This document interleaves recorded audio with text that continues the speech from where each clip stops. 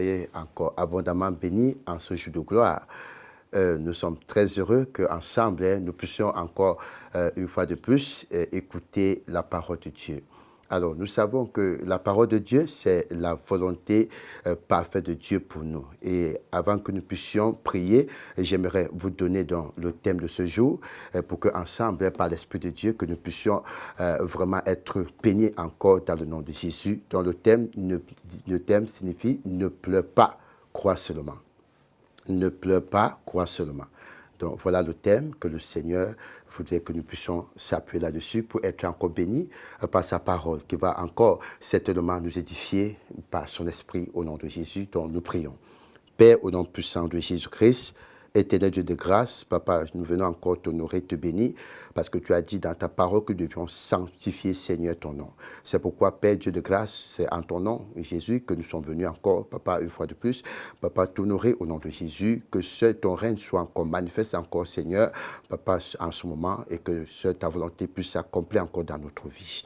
Nous te prions, Seigneur, Dieu de grâce, que ton esprit soit encore en mouvement, Seigneur, en ce moment que nous avons besoin d'écouter ta parole. Nous voulons que ta parole nous bénisse, parce que tu sais, Seigneur, oh Dieu, tout ce que nous traversons, tout ce que ceux-là, Seigneur, qui sont actuellement connectés, Papa, traversent. Nous te prions, Seigneur, de disposer le cœur, d'ouvrir, Seigneur, leur entendement, d'ouvrir l'esprit, afin que saisissent, Seigneur, oh Dieu, Papa, ta bonne parole. Oui, la parole, Seigneur, qui guérit, la parole qui restaure. Oui, que ta parole, Seigneur, oh Dieu, en ce jour, Papa, puisse les guérir, puisse les restaurer, afin qu'ils soient réellement libres et de voir, Seigneur, Papa, ta promesse s'accomplir pleinement dans leur vie au nom de Jésus-Christ. Père, je viens se prier. Amen, amen, amen. Alors, comme je disais, le thème, c'est « Ne pleure pas, crois seulement ». Alors, la parole de Dieu ici, c'est Jésus qui va entamer ce sujet pour attirer beaucoup notre attention. Parce qu'on se pose souvent la question pourquoi on pleure. Deux fois, on ne se pose pas, mais on n'arrive pas à comprendre pourquoi tant de pleurs de tous les jours, tous les jours. Mais il y a une parole que Jésus-Christ a révélée ici dans le livre de Jean, chapitre 14, verset 1, et dit que votre cœur ne se trouble point. Croyez en Dieu et croyez en moi. Il dit que votre cœur ne se trouble point. Croyez en Dieu, croyez en moi.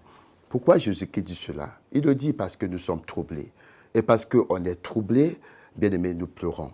Les pleurs ne peuvent pas venir soudainement comme ça. Bien-aimé, sans que tu aies le trouble dans ta vie. Et qu'est-ce qui peut être ce trouble-là? Ou qu'est-ce qui peut caractériser ce trouble-là? Vous comprenez un peu ça? Et le fait, bien-aimé, que tu es troublé au point de pleurer chaque jour, tu n'arrêtes pas de pleurer. Je vais prendre l'exemple sur Anne, la servante de l'Éternel, dans le livre de 1 Samuel chapitre 1, vous voyez tout ce verset jusqu'au verset 20, vous voyez, la parole de Dieu déclare ici que Anne avait un problème de stérilité. Donc, c'est-à-dire, elle n'enfantait pas. Et la parole de Dieu dit ici que c'était même Dieu d'ailleurs lui-même qui était à l'origine. Et cependant, elle était dans un foyer polygamie. Et elle était la première femme, et subitement, comme elle n'enfantait pas, elle a eu sa coépouse, donc, qui était également la femme à son mari Elkana.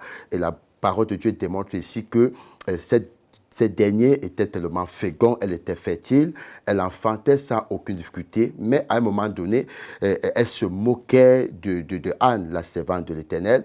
Donc, elle passait tout son temps à la mortifier. Et Anne, à un moment donné, pleurait parce qu'elle n'avait pas d'enfant, elle n'arrivait pas à concevoir, elle n'arrivait pas à enfanter au point où elle ne désirait même plus son mari. Mais lorsque son mari est venu, bien-aimé, auprès d'elle en disant « Je ne vaux pas 10 enfants », alors, bien-aimé, elle n'a pas arrêté de pleurer. Malgré tout ce qu'on la donnait, son mari lui donnait, ça ne la satisfaisait pas. Pourquoi? Elle avait un besoin, elle voudrait que ce besoin soit résolu. Donc, c'est un besoin qui est capital pour elle, que si, bien aimé, elle a ça, sa joie sera parfaite. Vous voyez un peu. Donc, et là, son mari ne connaissait pas vraiment ce besoin capital. Ça peut nous arriver aussi, bien aimé, envers des gens qui sont troublés, des gens qui sont toujours en train de pleurer. Vous voyez, par exemple, quelqu'un qui est là, qui est en train de pleurer amèrement. Tu essayes un peu bien-aimé, de lui apporter un soutien. Tu viens, bien-aimé, avec de l'argent, tu paies la nourriture, tu mets chez elle, tu paies les vêtements, tu essaies de prendre soin d'elle, mais tu es très surpris que ces personnes continuent à pleurer. Vous voyez un peu ça? On regarde surtout chez certaines femmes, hein, lorsqu'ils perdent, bien-aimé, une personne, c'est-à-dire un être cher. Vous voyez, donc, depuis qu'ils ont perdu cet être cher, ils commencent à pleurer.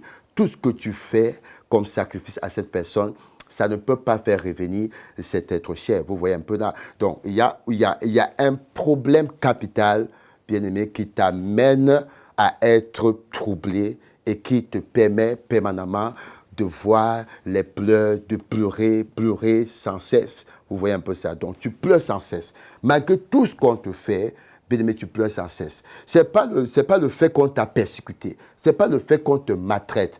Mais tu as un besoin capital que personne ne connaît. Mais tu vas devant Dieu et tu veux que présenter ce besoin capital. Vous voyez. Et jusque-là, Dieu ne t'exauce pas. Et parce qu'il ne t'exauce pas, tu te mets abondamment à pleurer. Mais Jésus-Christ dit quelque chose qui est très pertinent. Il précise d'ailleurs, dit que votre cœur ne se trouble point. Croyez en Dieu et croyez en moi. Pourquoi Jésus-Christ dit cela? Regardez, lorsque nous allons lire le livre de Romains, chapitre 14, verset 17, il y a une parole que l'apôtre Paul a dit qui est très intéressant. Il a dit ceci, bien aimé, que le royaume de Dieu ne consiste pas de manger et de boire, mais c'est la justice, la paix, la joie par le Saint-Esprit. Vous comprenez un peu ça. Donc, pour ne pas dire que tout ce qu'on a besoin, Dieu n'exclut pas le manger et le boire. On a vu avec Jésus lorsqu'il a été tenté au désert. Vous comprenez. Donc, quand le diable lui a fait comprendre que comme tu es fils de Dieu, alors fais que cette pierre devienne du pain, là, on saura que tu es fils de Dieu. Et il a dit une parole en disant, l'homme ne vivra pas seulement du pain, mais de toute parole qui sort de la bouche de Dieu. Donc, pour dire, bien aimé, que c'est pour toi, le fait que tu n'as pas l'enfant, le fait que tu n'es pas marié, le fait que tu n'as pas le travail, le fait que tu n'as pas le passeport, tu n'arrives pas à voyager, n'est pas ton problème capital. C'est toi qui vois que c'est un problème capital pour toi, que si ce problème est résolu, tu peux retrouver la paix, tu peux retrouver la joie. Mais ici, Jésus, bien-aimé, est en train d'attirer ton attention. Parce qu'il sait, bien-aimé, que ces choses sont éphémères. Ces choses peuvent mourir demain. Vous voyez un peu ça. Donc, on voit le cas d'une maman qui a aimé son enfant. Et elle a aimé avoir l'enfant dans sa vie et subitement, elle a eu cet enfant. Mais elle ne connaît pas le sort de cet enfant et subitement, ça arrive que cet enfant est tombé gravement malade et puis l'enfant rend l'âme. Vous voyez un peu, on peut prendre le cas de la femme sunamite. Vous voyez un peu, donc la Bible dit ici que quand tu perds déjà cette personne que tu as longtemps désirée et que Dieu t'a donné et subitement, bien aimé, cette personne meurt. Waouh, tu vois que tu vas encore entrer dans la dépression, tu vas entrer encore dans l'amertume, tu seras culpabilisé, tes pleurs seront récurrents. Vous voyez, donc pour ne pas dire que ce n'est pas le fait que tu vas voir l'enfant ou entrer en possession de quelque chose que tu penses que c'est ça qui est prioritaire pour toi, que c'est ça qui sera ta joie ou ta paix, bien mais que ça sera permanent. Jésus ici attire notre attention sur quelque chose qui sera permanente dans notre vie. Vous voyez, quelque chose qui va faire qu'on ne doit jamais quitter Dieu, mais qu'on va demeurer avec le Seigneur et que nous entrerons dans son éternité. Vous voyez un peu ça. Donc, vous voyez la femme tsunami. Elle avait désiré l'enfant à un moment donné, elle a laissé tomber. Et un 4 matin comme ça, un miracle se produit dans sa vie et elle enfante un enfant. Et à partir de l'âge de 13 ans, cet enfant meurt. Vous voyez un peu ça. Et elle porte l'enfant, elle part mettre à la chambre haute, bien-aimée, et elle ressort étant bien habillée. Et quand elle rencontre son mari dehors, et son mari dit, qu'est-ce qui se passe? Elle dit, tout va bien. Et elle dit qu'elle part rencontrer l'homme de Dieu. Et son mari dit, il y a quoi? Elle dit, tout va bien. Qu'est-ce qui l'a poussée à dire, tout va bien? Et elle n'a pas pleuré, on ne l'a pas vue en train de faire le deuil dans sa maison, dans sa cour, rien de tout cela. Vous voyez un peu. Donc je suis venu bien aimé pour te révéler un élément tellement très subtil, tellement très important, que si tu as cet élément bien aimé, quoi que les choses arrivent dans ta vie en mal ou en bien, ça ne changera pas, bien aimé, ta paix ni ta joie. Vous comprenez un peu ça. Donc, tu dois comprendre ici, bien-aimé, que tu ne dois pas pleurer. Donc, pour te dire que tu ne dois pas accepter les choses qui viennent pour te détruire. Ça te trouble, afin que tu commences à pleurer tous les jours pour présenter l'absence de la chose là, bien-aimé, que tu t'es privé et cela ne marche pas dans ta vie. Vous comprenez? Donc, Jésus est tellement clair et il voudrait que nous comprenions, comme le dit dans Jean 16, verset 22, il dit, bien-aimé, qu'il nous donne la joie. Et notre joie qu'il nous donne, c'est une joie, bien-aimé, que personne ne peut ravir cette joie. Parce que lui, il va veiller que la tristesse sorte de nous. Vous voyez, lisons un peu ça pour que ça nous intéresse un peu. Parce que je peux dire comme ça, on dit non, c'est toi l'homme de Dieu qui est en train de fabriquer. C'est Jean chapitre 16, le verset 22. Il dit, vous donc aussi, mais lorsqu'elle a donné, pardon, je dis, vous donc aussi, vous êtes maintenant dans la tristesse. Mais je vous reverrai et votre cœur se réjouira et nul ne vous ravira votre joie. Vous comprenez un peu ça? Il dit, quand, il dit bien, c'est lui qui dit, comprenez bien, écoutez bien, parce qu'on lit la parole, il faut être très attentif, être sensible à ce que l'Esprit dit aux églises. Donc, quand on parle de l'église, c'est toi qui as reçu le Saint-Esprit. Si tu n'as pas le Saint-Esprit, on ne peut pas t'appeler l'église. Vous comprenez un peu ça? L'église, ce n'est pas un bâtiment. L'église, c'est toi qui as reçu l'Esprit de Christ. Oui, parce que c'est sur l'église qui est toi que la parole doit être bâtie pour chasser la tristesse de ta vie, pour chasser le trouble afin que tu ne pleures plus, que tu sois une personne réellement joyeuse. Amen. Donc c'est pourquoi je vais repasser ce verset. Il dit, vous donc aussi, j'ai dit Jean chapitre 16, verset 22, vous donc aussi, vous êtes maintenant dans la tristesse. L'œuvre n'est pas encore bien accomplie. Vous comprenez? Maintenant, il continue la suite, il dit, mais je vous reverrai. Il dit, je vous reverrai, c'est sa parole, et votre cœur se réjouira. Donc, votre cœur de tristesse va se changer en joie, parce que tu as eu une visitation divine, une visitation qui vient de Dieu. Et c'est cette visitation, bien aimé, que l'œil n'a point vu, l'oreille n'a point entendu, ce n'est même pas monté au cœur de l'homme. Il y a des gens qui sont riches, il y a des gens qui ont des maisons, il y a des gens qui ont une bonne stabilité, qui vivent aisément, mais à l'intérieur d'eux, bien aimés, ils n'ont pas la paix, ils n'ont pas la joie, ils sont troublés. Et certaines personnes même vont jusqu'à se cacher et pleurer. Et lorsqu'ils sont en société, bien aimés, ils cachent le véritable eux-mêmes. Vous comprenez un peu ça? Avec le Seigneur, on ne doit pas être hypocrite. Avec le Seigneur, il faut être vrai et exposer ce que tu ressens afin qu'il puisse t'aider. Donc, en ce jour, je suis venu t'aider pour que tu puisses comprendre que le fait que tu pleures, c'est parce que tu as oublié d'où vient ta joie. Donc, c'est ça que tu dois comprendre. C'est pourquoi la Bible dit, tu ne dois pas pleurer, mais tu dois croire seulement. Et tu crois en qui? Parce que c'est en la personne que tu crois, bien-aimé, qui sera ta joie. Vous voyez un peu là. Donc, si tu pleures pour un bébé, ça veut dire que ce n'est pas le bébé qui est ta joie. Si tu pleures pour le mariage, ce n'est pas le mariage qui est ta joie. Si tu pleures, bien aimé, pour le fait que tu n'as pas une voiture, ça veut dire que ce n'est pas la voiture qui est ta joie. Si tu pleures pour le voyage, ce n'est pas le voyage qui est ta joie. Vous comprenez un peu ça. Donc, ici, nous parlons, bien aimé, d'une joie parfaite. Une joie qui n'apporte pas la tristesse, une joie qui n'apporte pas le trouble dans ta vie. Donc sinon, on va dire que le Seigneur, bien aimé, est une personne de confusion. Et d'ailleurs, il a dit quelque part que quiconque m'invoquera ne sera point confus. Vous comprenez un peu ça. Donc c'est pourquoi il est clair dans sa parole. Il dit, votre cœur se réjouira et nul ne vous ravira votre joie. Pourquoi? Parce qu'il veillera. Il veillera, c'est lui qui veillera sur la base de la communion profonde avec lui pour que chaque jour, il te donne la parole. De la manière dont tu vas t'en sortir pour faire demeurer cette joie en toi, comme l'a dit dans 2 Corinthiens chapitre 10, verset 13, il a été clair là-dessus. Vous comprenez un peu ça. Donc, Dieu voudrait que tu ne pleures pas. Et tu dois comprendre, bien-aimé, que le fait que tu dois arrêter de pleurer, parce que c'est facile de dire à l'enfant, tais-toi, ne pleure pas. Tais-toi, ne pleure pas. Et lui, il ne comprend pas le pourquoi il va plus pleurer. Est-ce que son problème est résolu? Non. Pourquoi tu lui dis de se taire? Il ne va pas se taire. Donc, si tu continues à pleurer, c'est parce que tu ne sais pas réellement, bien-aimé, comment tu vas faire. Que si tu arrêtes de pleurer, est-ce que ce problème sera résolu? De quelle manière donc? Parce que humainement, ce n'est pas compréhensif. Ça ne s'explique pas.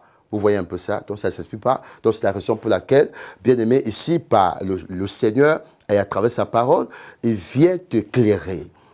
Que les jours soient mauvais ou bons, bien-aimé, que tu puisses être dans la paix et dans la joie. Donc c'est pourquoi dans le livre de Jean, chapitre 14, verset 27, il dit, bien-aimé, que votre cœur ne se trouble point. Et il est très clair là-dessus pour attirer notre attention. Le verset 27 de Jean, chapitre 14, il dit, je vous laisse la paix.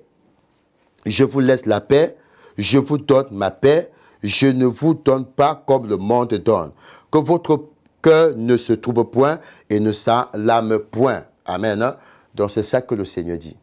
Jésus lui-même vient encore dire cela. Que votre cœur ne se trouble point, ne s'alarme point, parce que ma paix ne fait pas qualifier ces genres de choses, bien aimé, de confusion dans notre vie.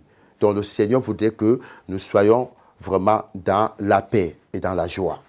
Quoi que nous avons la chose ou pas, nous allons comprendre que ces choses-là, ça ne motive pas la totalité, la plénitude de notre paix ou de notre joie. Amen. Donc, c'est pourquoi, bien-aimé, la parole de Dieu est claire là-dessus. Il dit dans 1 Thessaloniciens chapitre 5, 1 Thessaloniciens, le livre de Thessaloniciens, chapitre 5, la parole de Dieu est claire. Voilà, 1 Thessaloniciens chapitre 5, verset 19, il dit « N'éteignez pas l'esprit ». Dans d'autres versions, dans la version semaine, il dit « N'attristez pas le Saint-Esprit ». Mais la version du second, il dit « N'éteignez pas l'esprit ». Éteindre l'esprit, c'est faire quoi? Si tu veux que l'esprit s'éteigne en toi. Bon, en réalité, l'esprit de Dieu doit être triste en toi parce que tu as péché. En réalité, c'est ça. Donc, si tu es rempli d'amertume, tu es rempli de colère, tu es rempli de la jalousie, du mensonge, tu es rempli de vol, mais normalement, tu dois en ce moment être triste parce que là, tu n'es pas en train de faire la volonté de Dieu. Tu n'es pas dans la volonté parfaite de Dieu et tu n'es pas vrai envers ce Dieu-là. Donc, c'est pourquoi tu dois vraiment être attristé. Donc, ta tristesse doit être dans le domaine où tu as péché, tu vis le péché, tu pratiques le péché. Mais si ce n'est pas le cas, bien-aimé, et que tu veux juste t'appuyer sur des situations qui vont de mal en pis dans ta vie. Donc, sache aussi que cette situation est dans ta vie, bien-aimé, pour te pousser à pécher, pour te pousser à ne plus croire en ce Dieu-là et à ne plus croire au Seigneur Jésus. Parce que Jésus-Christ, bien-aimé, est allé accomplir une œuvre à la croix pour venir rendre ta joie parfaite. Il dit que vous me reverrez. Et que lorsque vous le reverrez, votre tristesse va se changer en joie parfaite. Vous comprenez? Parce que celui qui vous contrôle, celui qui manipule votre pensée, ne manipulera plus votre pensée. Celui-là qui vous amène à douter de la parole de Dieu, il ne vous amènera plus à douter de la parole de Dieu parce que le Seigneur Jésus va le ôter de votre vie. Il va anéantir sa puissance. Il va anéantir son pouvoir, sa domination sur ta vie. Parce que dans 1 Jean chapitre 5, verset 19, il dit le monde entier est sous l'emprise du malin. Vous comprenez un peu ça? Donc, le malin manipule nos pensées. Le malin présente ce qui est être vrai, peut-être, alors que ce n'est pas ça. On te dit, si tu as l'enfant, tu seras heureuse. Si tu as le voyage, tu seras heureuse. Si tu as le mari, tu seras heureux ou heureuse. Vous voyez un peu ça. Si tu as un terrain, tu as une maison, tu seras heureuse. Rien de tout cela, bien-aimé. Rien de tout cela. On était soumis à ces choses parce qu'on était enfant. L'enfant, c'est qu'il sait que s'il mange, il aura la paix, il aura la joie. L'enfant, lui, sait que s'il a son bon vêtement qu'il a vu son ami avoir, là, il aura la paix, il aura la joie. Ça, c'est l'enfant. Bien-aimé, tu n'es plus enfant. Je suis venu te faire comprendre que tu n'es plus enfant. Jésus t'a délivré de l'enfantillage. Il t'a délivré de l'enfantillage et il veut faire de toi fils. Il y a parfois, le chrétien dit, je suis enfant de Dieu. Et parfois, je demande, tu es enfant de Dieu. Et comment tu pries? Et dit, ah, papa, même comme je suis enfant de Dieu, il y a beaucoup de manque dans ma vie. Je n'ai pas encore eu accès à telle chose. Je n'ai pas encore eu le Père va faire ça quand. Et je lui demande, mon frère, les choses précieuses ne donnent pas aux enfants. Dieu, pour qu'il te donne quelque chose, il voudrait que tu sois conscient. Parce qu'il sait que tu vas mieux protéger la chose. Tu vas mieux entretenir la chose. Prends ton téléphone de 150 000 que tu as acheté et tu donnes à un enfant. Il va prendre ça comme si c'est un jouet, il va frapper ça au sol. On ne donne pas des choses grandes aux enfants. Vous voyez un peu ça. Donc, c'est pourquoi dans le Seigneur, Jésus, bien-aimé, lorsque tu arrives là, les choses, bien-aimé, que tu avais dans ta pensée pour avoir dans le monde, avec le Seigneur Jésus-Christ, il ne te donne pas plus comme ça. Le monde peut percevoir avoir le mariage plus facilement parce que peut être dans l'impudicité, dans la fornication. Il peut d'abord aller avec les hommes pour que cela les plaise. Vous voyez un peu que l'homme teste et voit qu'effectivement, voilà, cette femme, je l'aime. Oh, le Seigneur Jésus te protège et t'épargne de toutes ces choses. Donc, mais lorsque tu auras la chose, ça ne te dira absolument rien. Ça ne doit pas t'enorgueillir. Ça ne doit pas te rendre audacieux, bien-aimé, aux yeux des gens. Ça ne doit pas être un sujet de scandale. J'ai vu plusieurs sœurs, plusieurs frères qui se sont mariés et leurs attitudes ont changé. Et ils viennent à l'église quand ils veulent. Vous voyez un peu ça? Ils ne viennent plus tout le temps. Quand tu dis c'est quoi? Oh, vraiment, cet homme-là, c'est encore un gros bébé. Cette femme-là, oh non, c'est encore nounous. Vous voyez un peu tout ça. Donc, il est encore troublé. Vous voyez un peu ça? La joie parfaite de Christ ne peut pas t'éloigner de sa présence et ne peut pas te pousser, bien aimé, à ne plus prier ou à avoir une intimité profonde avec lui. Ça, c'est archi faux. Ce sont des choses, bien aimé, qu'on nous a inculquées, que si tu n'as pas ci ou ça, bien aimé, tu ne peux pas être heureuse. Tout ça, c'est faux. Le fait que tu n'as pas la paix, tu n'as pas la joie, bien aimé, par la justice de Dieu, à travers le Saint-Esprit, tu vas nager dans ce canal-là pour apporter davantage, bien aimé, la confusion dans ta vie et que le nom du Seigneur Jésus, que tu prononces chaque jour, que tu adores chaque jour, bien aimé, que tu témoignes chaque jour, ne sera jamais vrai. Ça sera être quelque chose de blasphémateur. Le monde va blasphémer. Le monde, bien aimé, va profaner. À cause de nous, on profane le nom de Jésus. Parce qu'une fois qu'on est dans une situation, on commence à pleurer comme des païens. Bien-aimé, est-ce que tu as reçu la paix dans ton cœur, la joie dans ton cœur par le Saint-Esprit? C'est ça que le Seigneur attire notre attention à faire comprendre. Il dit, le royaume de Dieu ne consiste pas de manger et de boire, mais ça consiste, bien-aimé, pour la justice. La justice, c'est quoi? Quand tu lis, il y a virgule. La justice, pour moi, je dis 2 points, la paix, la joie par le Saint-Esprit. Lorsque nous parlons de la justice, on parle de l'amour de Dieu. Dieu a rendu son amour parfait en nous. Ça, c'est Romains chapitre 5, verset 5. Il dit, oh, l'espérance ne trompe point, car Dieu a répandu son amour dans nos cœurs par le Saint-Esprit. Et le rôle de cet amour, c'est quoi? Le Saint-Esprit la provoque, bien aimé, par la joie et par la paix.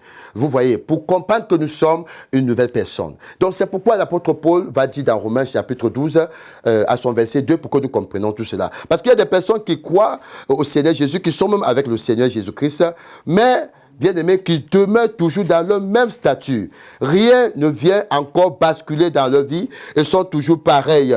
Ils rient comme ils ne peuvent pas rire. Vous comprenez un peu ça. Donc, c'est très important de prendre connaissance en ces choses-là. Romains chapitre 12, verset 2 dit ceci. Ne vous conformez pas au siècle présent, mais soyez transformés par le renouvellement de l'intelligence, afin que vous discerniez quelle est la volonté de Dieu, ce qui est bon, agréable et parfait. Vous comprenez un peu ça? Ce qui est bon, agréable et parfait, c'est la paix et la joie. Ce n'est pas des choses. La paix et la joie par le dépôt de l'amour de Dieu manifesté sous la base de la communion avec le Saint-Esprit.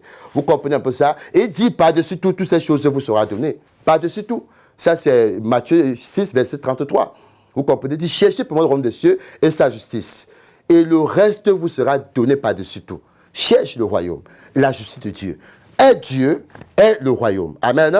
Et Dieu est le royaume. Et Dieu, parce qu'il dit quelque part, c'est Jésus qui le dit, il dit que lorsque vous voulez prier, il dit que ton nom soit sanctifié, que ton règne vienne, ton règne. Le règne, c'est la présence de Dieu. Donc, tu dois avoir la présence de Dieu en toi. Maintenant, la présence de Dieu va provoquer la volonté parfaite de Dieu. C'est ça qui va provoquer la justice qu'on appelle la volonté de Dieu. Donc, quiconque dit justice de Dieu, dit volonté de Dieu. Parce que la volonté de Dieu va te rendre une personne joyeuse, une personne heureuse. Même si tu as ces choses ou pas, tu es heureux. Donc, c'est ça que je suis venu partager avec vous, que vous soyez renouvelés de votre intelligence. Soyez transformés. C'est la parole de Dieu qui dit, il dit, ne vous conformez pas au siècle présent. Au siècle présent, les gens sont trop attachés aux choses éphémères, aux choses de ce monde. Je ne dis pas que c'est mauvais, c'est pas mauvais. Mais Dieu veut que tu l'obtiennes après lui, pas avant lui. Obtiens après lui. Tu es né avant ces choses. Ces choses ne sont pas nées avant toi. Ces choses n'ont pas été créées avant toi. Toi, tu as été créé avant toutes choses. Dieu est premier et toi, tu es premier. Donc, ces choses ne viennent qu'en deuxième position. C'est pourquoi celui qui est premier domine celui qui vient en deuxième position. Si le cadet domine l'aîné, bien-aimé, ce n'est pas bon. Donc, je te prie, bien-aimé, de dominer ces choses par la paix, par la joie parfaite de Christ en toi, par la manifestation du Saint-Esprit. Donc, prie le Seigneur maintenant, bien-aimé.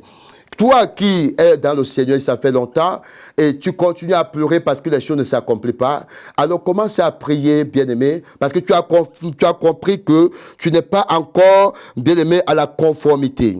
Tu n'es pas encore à la conformité, bien-aimé, de l'esprit. Mais tu es plutôt à la conformité des choses présentes, les choses de ce siècle, les choses de ce monde. Et ça t'apporte le trouble. Et tu t'alarmes chaque jour. Ta prière n'est pas exaucée. Commence à dire au Père de t'aider en ce moment, bien-aimé, de prendre conscience désormais et que le royaume de Dieu est en toi, que Dieu est présent en toi, que son amour est présent en toi, qu'il est là par son Esprit Saint pour provoquer chaque jour la paix, la joie, afin que ces choses, bien-aimées, que l'ennemi n'utilise pas contre toi pour t'apporter à nouveau la frustration. L'apôtre Paul a dit, ne vous remettez plus sur un nouveau joug, ne vous remettrez plus sur un nouveau joug.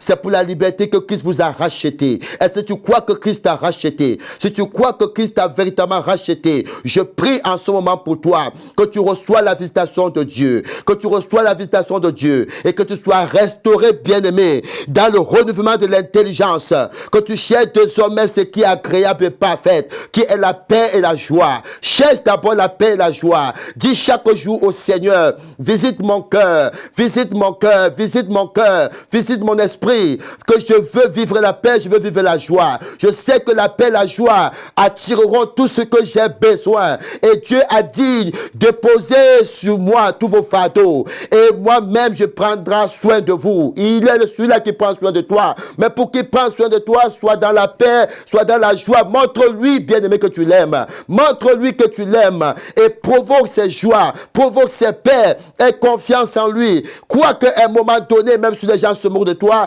bien-aimé, tu vas voir la visitation de Dieu. Et tous ceux qui se moquaient de toi viendront te célébrer. Et célébrer ce Dieu qui t'a béni abondamment sans que tu ne fournis aucun effort. Au nom de Jésus-Christ, j'ai ainsi prié. Amen, amen. Demeurez encore bénis.